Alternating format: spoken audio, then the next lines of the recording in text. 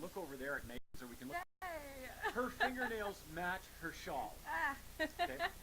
So here's the crazy thing. Oh, what is this? Cannot connect. Let's see here. Hang on, we're working on some stuff. Our good friend just left, and let's see. Start Facebook. Get that going. Ah, there we go. Now we're live all over the place. So Megan and I have been talking for quite a while about being able to connect, having her on the program, and just being able to talk about life, the universe, and big screen TV. Now, I've soon discovered that Megan knows nothing about big screen TVs, but about life and motherhood. She is freaking awesome, and how to do really weird videos on Facebook and Instagram. I have never been able to figure out how she gets the speed settings to work like that. Anyway, I'm so happy that she's on the program this morning. Megan, Hi. welcome to the show. And first of all, what is Megan all about? Whoa, Megan's a whole lot of everything. First, I want to say thank you. This is an honor, and Well, thank I'm you very really much. excited. And honestly, Megan's a whole lot of things. She's a mom. She's a circus member. She's Pardon? a A circus member? Yeah. We don't have circuses in southern Alberta. How do you? Is that why you do the yoga you do and things you do? Maybe a little bit. No, I actually, when I was living in Fernie, I was part of the Circus Acts Insomniacs, and we traveled around BC performing at festivals or for private events. We taught workshops, and then I had a baby, and I moved home, and so I joined them for the things that I can join, and then I still do it on my own here in Lethbridge. So yeah, my biggest one this year was Wide Sky, with Mike Spencer, the Dramatic Addict. Yeah. Oh, nice. Yeah. So, what you do so many things. So here's my perception of Megan, and Megan's going to correct me if I'm wrong. This is my perception of Megan. Here's this beautiful person, single mom, so mother, partner, yoga instructor, an advocate for many things, some of which we will not talk about, an advocate for health, fitness, for getting out, a collector of people, and a very, very kind person, and a woman who wants to, just get paid to do the things that she loves to do. And when I look at that, I go like, that's really, really cool, but that's just my perception. And as you can, don't adjust your screens at all. Yes, we are this contrasted. I've been working on my tan, but I'm not even coming close. I think you matched the bottom of my foot. That's what I say to my girlfriend, Caitlin. You have ash feet? African American people should not wear sandals because they get ash-colored feet. Feel free to raise that up if Just you want. raise my foot. Check my feet out. Yeah. Is that weird? But here's the fun part about this. So, we are, I've said it before, in southern Alberta, we are horrifically conservative. Yeah. I remember, and I don't want to sound racist, but anytime somebody says that, especially when a white guy like me with gray hair says this, it often comes out racist, but it's not intended that way. I remember there were two African American people in Lethbridge back in 1988. Two. That's it. Yeah. Joe was one guy's name, Okay. and Noel was the other guy's name. Okay. That was it, as far as I knew. Yeah. So for everyone out there, I'm adopted into a white family. I was adopted from the States. And same with my older brother, who's not related to me at all. We were adopted from New Jersey and Philadelphia, and then we moved up to Canada. And I remember stepping out of the changing room at the swimming pool with my mom and my brother, and I kid you not, the guy on the diving board even froze in midair. Because it was the weirdest thing to see two black people with a white person in Lethbridge. And I always remember feeling so strange. And I always got asked, where are you from? Where are you from? Where are you from? I would be like 5 years old, and people would be like, oh, where are they from? Now I'm 26 years old, and I had a 10-year-old boy come into my work the other day and ask me, where are you from? And I was like, My mommy, where are you from? yeah, I We're from the same place. I'm from my mommy, and you're from your mommy. And so I looked at him and I was like, well, where are you from? He's like, oh, I'm from Jamaica. We moved up here a couple years ago from Jamaica. And I was like, oh, like, Carl, like, this kid knows exactly where he's from. I was like, I'm sorry. It's like, I have no idea exactly where I'm from, but I was born in New Jersey. And there was a good time, about 7 years, where people just stopped asking. And that's when all the black people started showing up. I remember in school, college, walking around on campus, there were so many black people. And it was just the norm. It started becoming the norm after I graduated high school. And now, I'm 26 years old, and I have 10-year-olds asking me, African-American or black 10-year-olds asking me, oh, where you're from. And I'm like, oh, I wonder if now they're getting that question. Because everything in the world, I feel, has been changing and turning into this melting pot. Yeah. I think people just want to know, but as far as we can use the word black people, as far as black people's concerned, you're not that black. No. You're blacker than some. You're not mulatto. No, right? I am compared. Well, actually, like a lot of people, a little bit. Like your brother here. is very dark. Yeah. So education for everybody out here. I am pretty pasty for a black gal, and yes, both of my parents are black. My dad is blacker than my mom. I got my mom's mutation. My brother has black eyes. That's how black he is. Wow. There is a race out there that is literally actually blue black.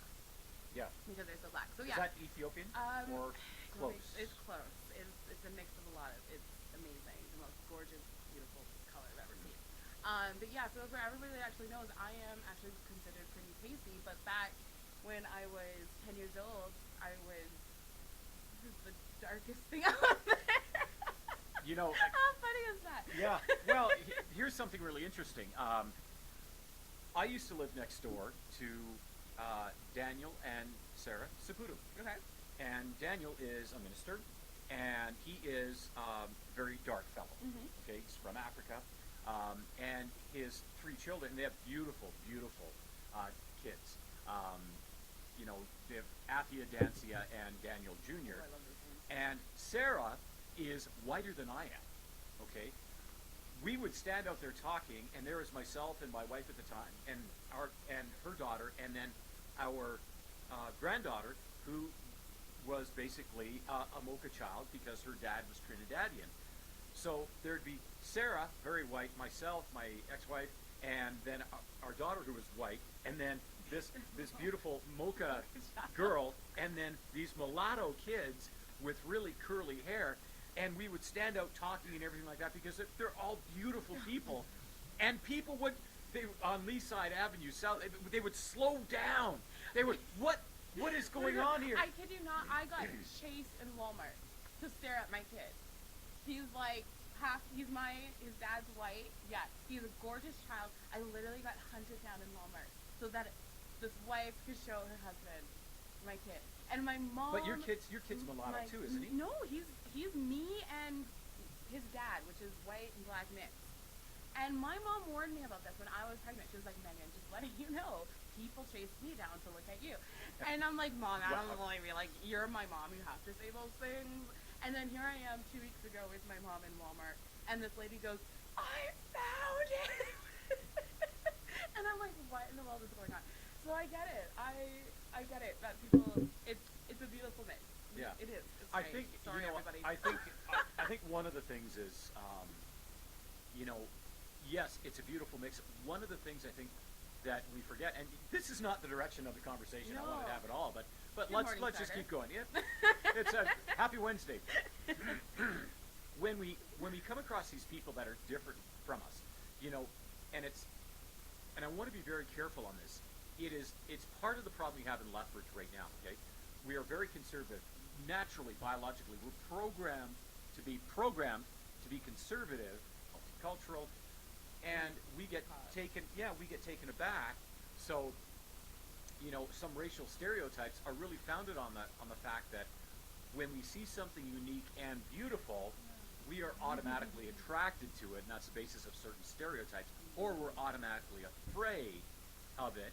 This is going to lead us into some hot topics. Mm-hmm. But that said, if we were to look at that, where would you be with that? Are you comfortable in your own skin now at 26 years of age with the the comments, and what do you feel for your son?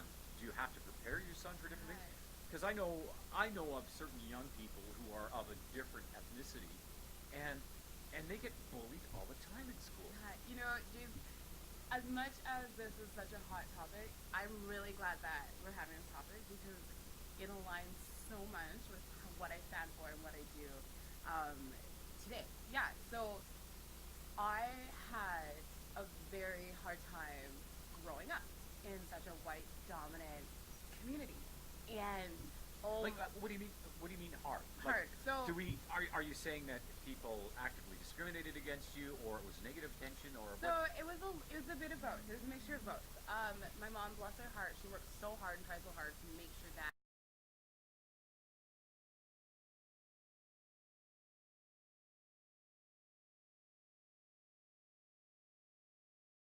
it all lines with it. And my brother has dreadlocks down to here that my mom started when he was 7.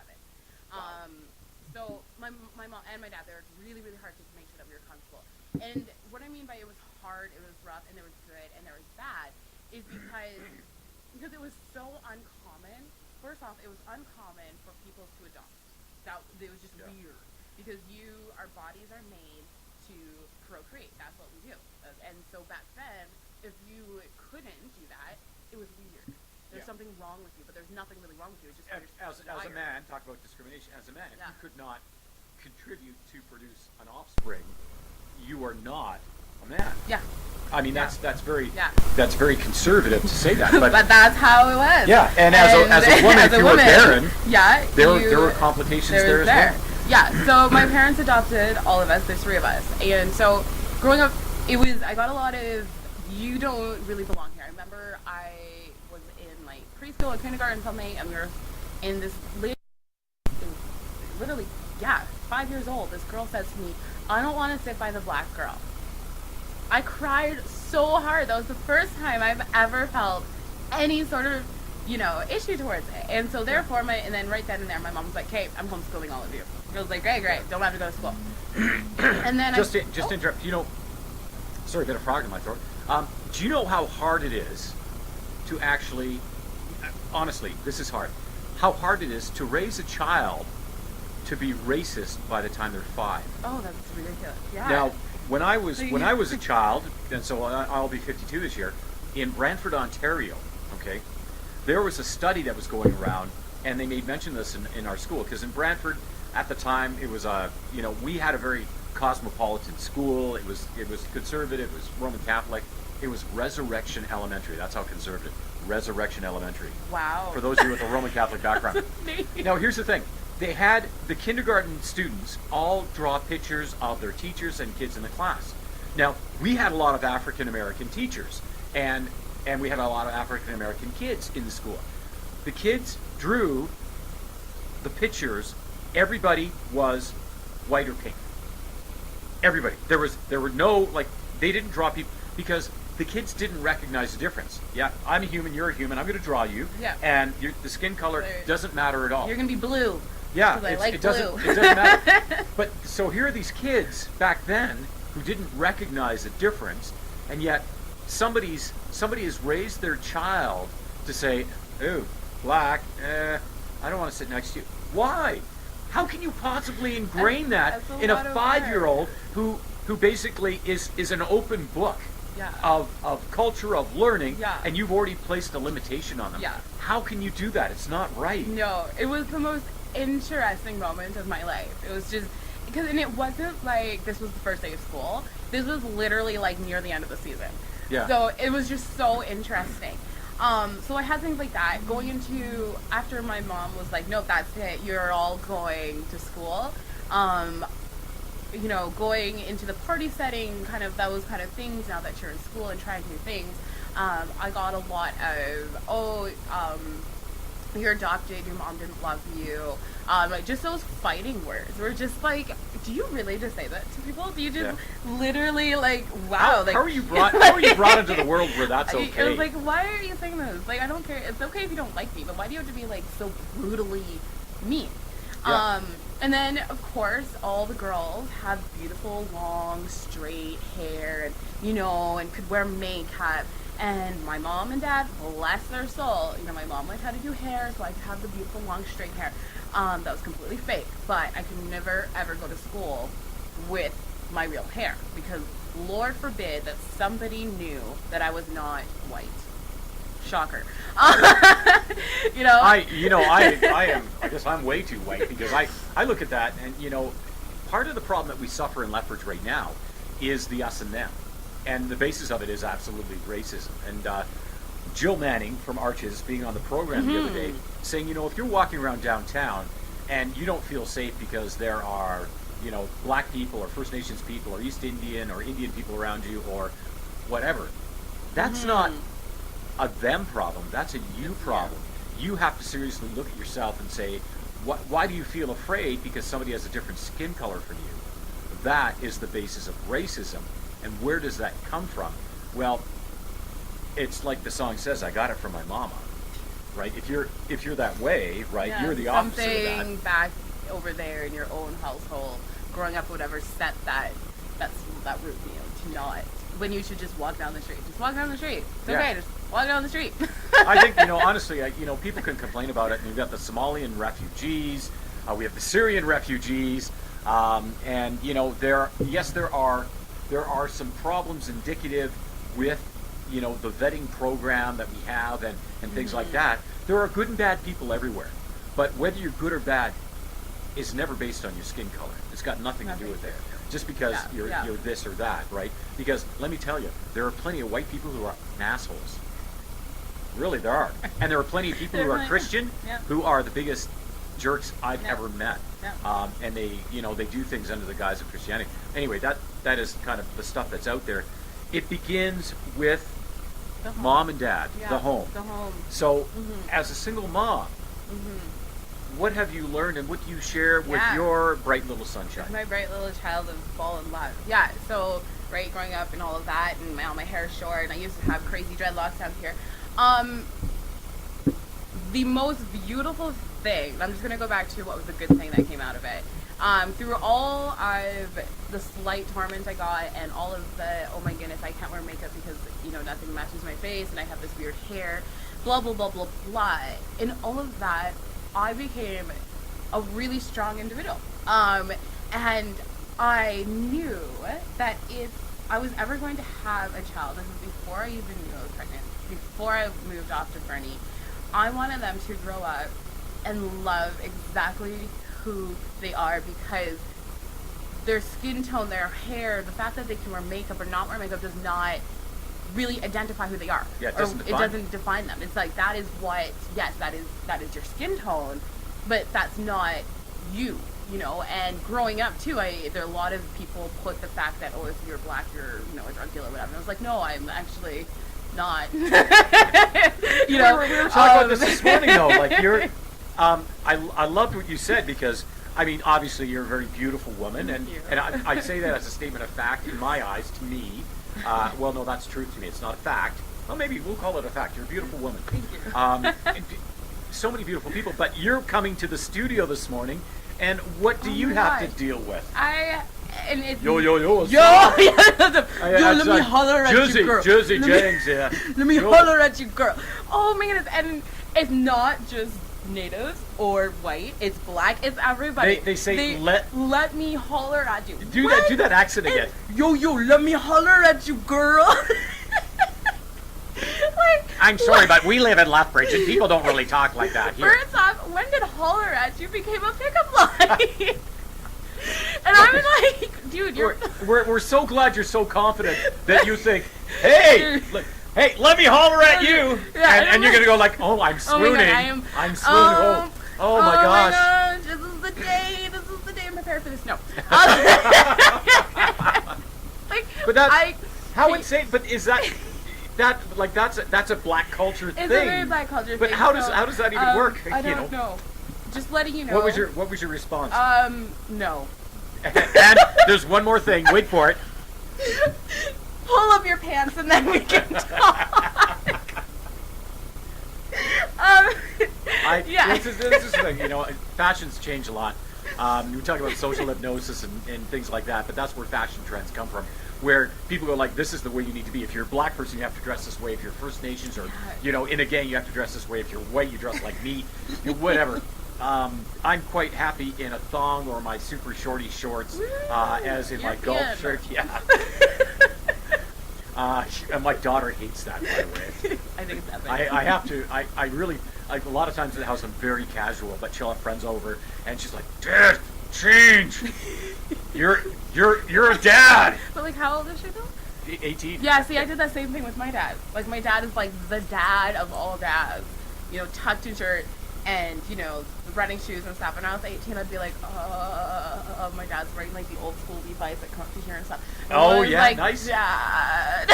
I would do that just to bug my kids because I I have other people dress me because I can't dress myself, and that's why I have a nice shirt and nice jeans on this morning, but still have my sandals on. But it's we tend to be very conservative that way. But getting back to the cultural biases, do people think that because of their skin color they have to act a certain way? It's hard to say in this day and age. It really is, because if you just saw me walking down the street on any given day, I have so many different outfits. Yeah. Today, I am a gypsy mom. I have a crop top on. I pinned up my skirt a little bit to make it go into a mermaid style. I've got this hat on. I've got all my jewels on. But you could see me tomorrow, and I could be wearing Lululemon head to toe. And the funny thing is, just, like, you're a very athletic woman, and you come in this morning and you've got your old lady shawl on. My blanket. It's funny because here's this woman dressed very beautifully, and the first thing she walks in, she's got her shawl over top, and she lets it just hang down, and her midriff is showing, and I'm like, one of these things is not like the other. You have the perfect combination of gypsy trend with the hat, and then you have the old lady shawl. I love my old lady shawl. This thing is literally like a blanket. I love it. And that all goes back into who I am and what I do. I am everything, and it goes into my son of just loving exactly who you are at any given time. And it doesn't matter your race. If you are black, and yes, in a lot of people's mindset, we wear the pants down to her butt. The girls are wearing things that show a lot of bum, and they're like, "Hey, girl," and that's the thing. But it's just like, if you are completely entirely comfortable with who you are, it doesn't matter what you dress like. You can wear exactly what I am wearing, strap on a blanket, and walk out the day and put a smile on. And it's the confidence that people see. It's the a smile and the confidence. And if you have confidence to go to Walmart in your worst pajama pants ever, rock it. Rock it hard. If you want to go to Walmart wearing 6-inch stripper pole heels, girl, rock it. Guy, rock it. And we will watch for you on People of Walmart on YouTube. Yeah, I'm probably already on there. Actually, I went to Walmart one time with my mom, and we laughed so hard that we had a Walmart employee come up to us and ask us if we were okay.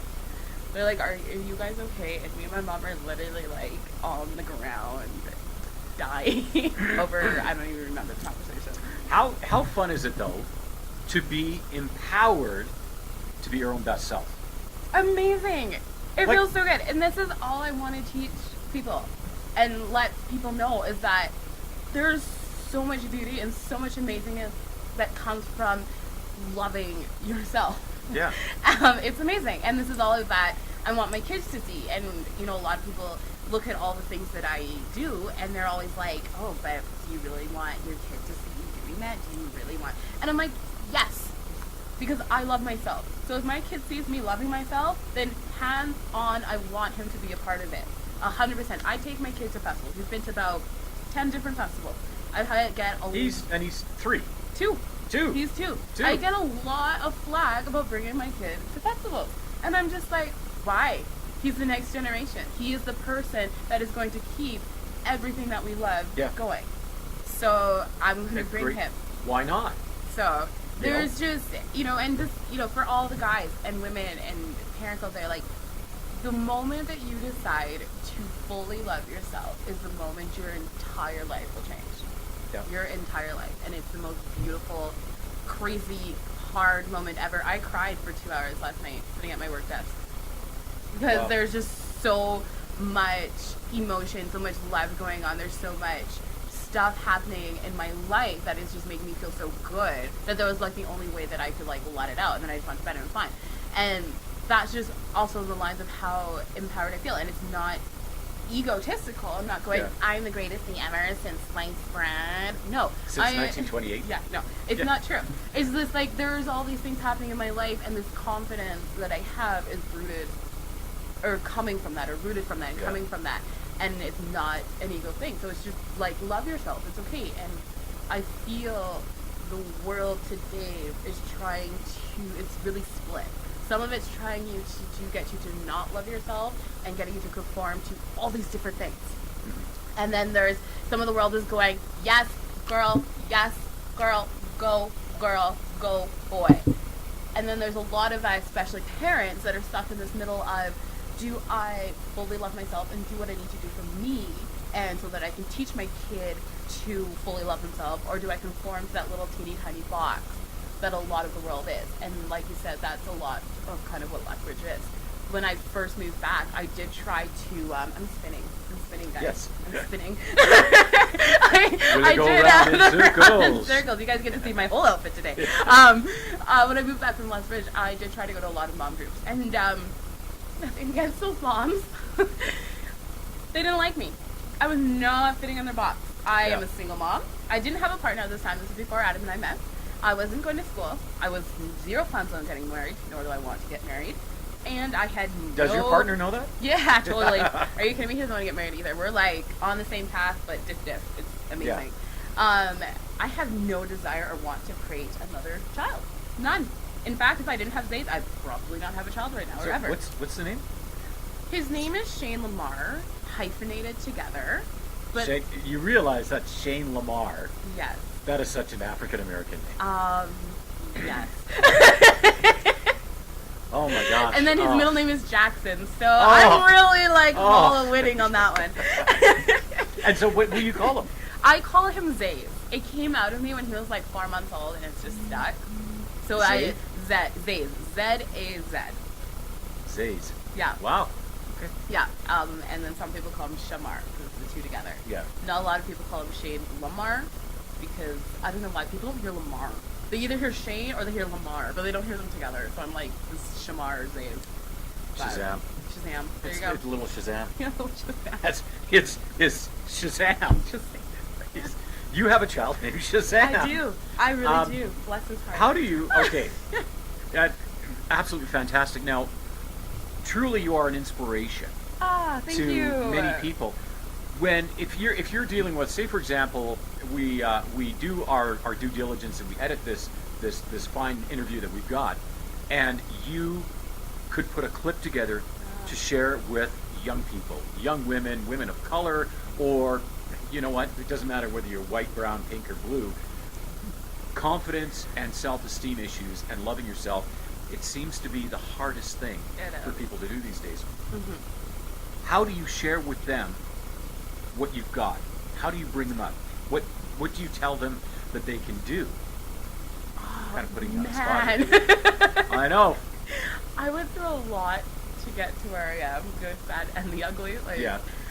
I hope and I wish that nobody has to go through what I had to go through to get to this point. I feel like I went through a lot of crap, and there was a nice little bridge that you could probably go over. But to anybody, to get to this content, happy, my life is always a Saturday, you It's a great quote. My my life is always a Saturday. Saturday. Yeah. You need to reach deep inside yourself, and you need to start from the bottom up. You need to go all the way back to when you were 4 in your first memory and ask yourself, was I safe, was I secure, and was I happy? And then you got to go all the way up to your heart, and then you got to go, do I love me? Do I love who I am? And if I don't, how do I change it? And everything in between. And it's kind of like the chakra system. Woo! For all my people who know that stuff. You kind 7 of them, count them up. Yeah, that's true. You really have to start from the bottom up, and it's going to bring up some really, really sad things. It's going to bring up some really, really hard times. It's going to bring some really joyful times. And then I don't believe anyone truly has a good life. Because everybody has a struggle. Yeah, everyone has a It struggle. doesn't matter. It doesn't even matter if you're a billionaire. We're all in the same boat. Yeah. You know, I mean, you can look at Oprah and realize she's probably had a lot worse of a life than we've had, and even her struggles as one of the richest women in the world. Yeah. She still deals with her past. Yeah. I still deal with my past. It's still out there. We all do. But yeah, you really just got to start from the bottom and work your way up. And you just keep working, and you just keep working, and you keep working, and then you're going to have these moments where you're like, everything's a mess, and I suck, and I'm horrible, I'm the worst parent in the world, and the worst partner in the world. And then you're going to, like, wake up 4 days later and have this clarity that goes, no. I had a bad day. That doesn't make me a bad person. Yeah. And then you just keep moving forward. It's so there's got to be a bridge from what I did to what everybody else can do. But if there's not, you're in for a really big treat. And please come to me when you get there, because I went there. There is a bridge and there's a troll underneath it, and sometimes the troll hops up on top of the bridge and brings you down to his level. Yeah. And if you're down there, just call me, because I've been there. But trust me, the other side is so worth it. And I think that's also what a lot of people struggle with, is they're scared of the transformation. The awakening is what I called it when I was going through it. They're scared of that, because it's a scary feeling to go back to your roots, go back to when you're 3 years old. Maybe you had a really hard trauma back then that you don't want to think about, but that trauma is keeping you from that point in your life, from that point that you want to get to. So the resolution of that trauma is what's going to create your success. Yes. So don't be scared to revisit those things, because those tiny little things, it could even be from that moment that your mom was so busy that she couldn't tell you, you were like, I love you, Mom, but she was too busy or stuck up in her own thing that was going on that she didn't say that to you, and you kept that, you harbored that for so long. And it could be that really tiny small thing that could be really that missing link of forgiveness to get you to where you are. So don't be scared of it. Don't be scared of the crap. Embrace it. Yeah, embrace the crap, because we all have it. You know what? I think that's part of the problem, to go from the personal situation into the community situation. We're not embracing the crap, by and large. We're not embracing our community.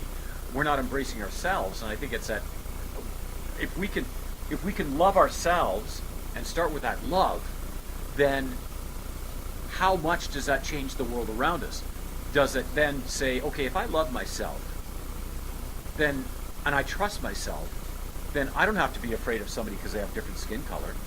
I don't have to be afraid of somebody because, they were born and their family, their ancestry is native to southern Alberta. I don't have to be afraid because they're just like me. Mm-hmm. And I want them to love themselves. And if we can share that message of love instead of separation, all of a sudden we have another connection in the community. Yeah. An amazing connection. Amazing connection. And you find out so many neat things about yourself that you never knew when you fully, truly love and accept yourself. Like, when James first asked me who is Megan, and I said Megan is a whole lot of things, it's really true, guys. I am a whole lot of things, and I used to be really, really scared of half of those things. If my partner Adam was sitting right here, he would probably say right now, Megan has 9 different personas. And at any given time... And I only ever see this one, so to me, I think she's nuts. Yay! Because, right. you can say you're 9 different personas, same thing, but in simple terms, you are just you. I'm just me. But me, and what we mean by I have 9 different personas, I can give you to those at any given time, is me is everything. Yeah. And take it or leave it. And if you leave it, it's not going to hurt my feelings, because you are enough. I'm enough. And there are other people out there that love my 9 different personas and love me. And that's what I also mean. It's like, don't be scared of loving yourself, because you're going to find out things that you never really knew before. And that can be really scary. New is scary for a lot of people. Well, and we are, you know what, we're programmed, you know, this getting back to the basis of racism and tribes and stuff like that. We are programmed to be afraid of the things that Are different. I think who I was going to say this is different. Yeah, it's different. As I sneeze. We are programmed to be afraid of things that are different because when things are the same, we are very comfortable. Yes. And if you look at your life right now, you wake up every morning at about the same time. You kind of wear the same. If you look at your closet, you wear the same. Of 100% of your clothes, you wear 20% of them all the time. 20% of your clothes you wear 80% of the time. Yeah. And if you look at what you do, what you drive, how you go to work, it's all the same, and that's what your brain really loves. And so when something different comes along, we have an issue with Yeah. it. It's right? like the bots. I was kind of, for those of you who don't know, I actually have my own show. It's tomorrow actually. And last week I was kind of talking about the same thing, about play and balance, is that we are almost like programmed in the world that we live to wake up, go to work, pay bills, make dinner, go to bed. Yep. Wake up, go to work, and it's like this repetition life that we hold on to so hard. And what I was saying is in that show was we need to learn to like incorporate fun into our lives. This Yeah. kind of goes like this: loving yourself. That can be really hard for some people because they do this and they do this and they do this every single day on the hour. Like, I love my dad, but that's my dad. I can guarantee tell you exactly what he's doing at 7 o'clock at night every single day. 8 o'clock at night every single day. But you know, we're that way, and that repetition. Some would say that repetition is like hyper focus, and that is the key to success. Yeah. So, for example, in the world of golf, repetition And- tends to lead to success. Yeah. When your swing gets out of whack, when you do something that's not normal, that's when you are not successful, Yeah. right? So, But in the world of finding exactly who you are and your purpose in life and what you want to do and loving yourself, you need to come out of that yeah. and embrace all that new that is so scary, but it's so beautiful. And you know, and sometimes people ask me, like, aren't you scared? I'm like, yeah, I'm 26 years old and I'm a single mom living on one income. I am terrified and I have absolutely no idea what I'm doing at the time. Of course. But I Yeah.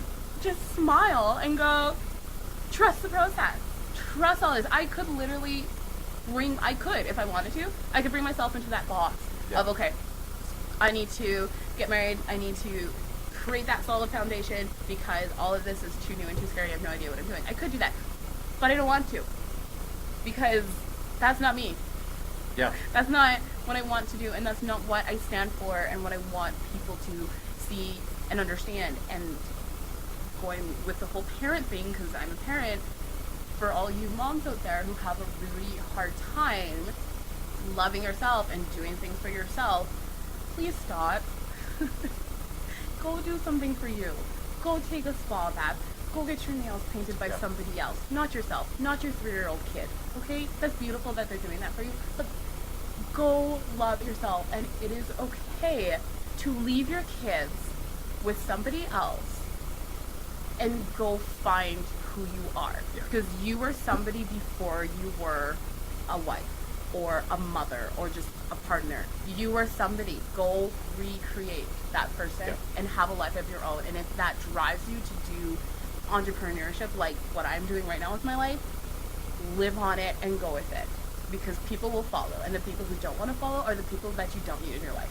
And that might really suck. You might lose a lot of people in your life. But were those people really worth having in your life anyways? Yeah. Those people could be the people that are drawing you back and going, no, you don't need to do that. And you're like, but I really love bath bombs and I want to make them for people. You know? Go make them for people. I know people that do that too, and actually they're really really good at it. But you know, there's the thing, right? You can't be everyone. You can't be everything to everyone because then you're not really anything to anyone. You're just a chameleon. Then you're not true to yourself. Mm-hmm. You know, one of the best pieces of advice that I was ever given as a speaker is don't be everybody's speaker. Be yourself. Do the things you're passionate Yes. about, right? And speak to this group, because if you're everybody's speaker, then you're nobody's speaker because you're not engaging enough. You're not Yeah. specific enough. You can't solve a specific problem by focusing on every problem. Yeah. right? Same thing. Some exciting presentations coming up. We can't solve the problems that we've got, racism and everything like that, in Lethbridge by trying to be everything. What we should do is just be our best self, Exactly. and that's where you really shine. Yeah. And where I have, because I do a lot of things, and just so you know, I'm writing a book with my partner, and I write articles for other companies. I have my own show on here. Yeah. And you're a yoga instructor too, aren't you? Yeah, I teach dance, fitness, health, and yoga. I do fitness and nutrition health because I do so much. My one thing with everything that I do is just to speak to one person. Out of any one person that is listening, that is the person that is going to go, aha, okay, that's me. That's Yeah. how that hit me. Yeah. I could, and then that person's going to come to you, and that's really all you need. It's like you need to just take whatever you're loving and direct it in the mindset of, I just want this to reach one person. If I say this as always at the end of my show, or talking to anybody, if I have touched one person out of the millions of people who can log in anywhere around the world, then I know I did my job. Yeah. And I don't need to know what that person did. That person, I'm not saying, hey, that person. Yeah, I need your validation. I need your Please help validation. me Did out. I help you? Did I make you feel better? If you want to, great. But I know that one person is listening to me. If I'm changing their life, that makes me feel good. Yeah. And so just you can talk if you want to about every single subject or blah blah blah blah blah blah blah, but you're maybe touching a couple of people, but not hugely. If you want to make that impact, take it as just nailing it on the head with one person. Yeah. Absolutely. So.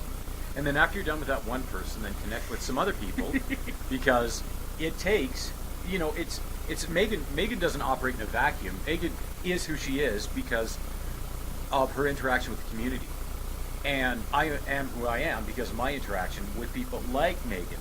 We're not operating in a void. We need to connect. And I mean, having Megan come on the show and let the show be as wonderfully dynamic as it has been.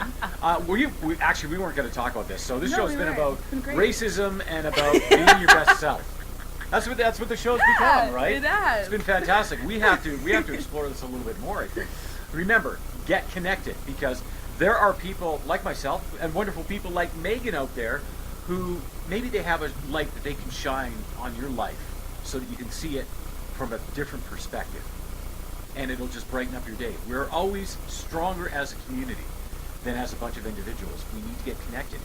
And we need a community of individuals who love themselves and accept themselves. That truly is where the strength of the community is going to be.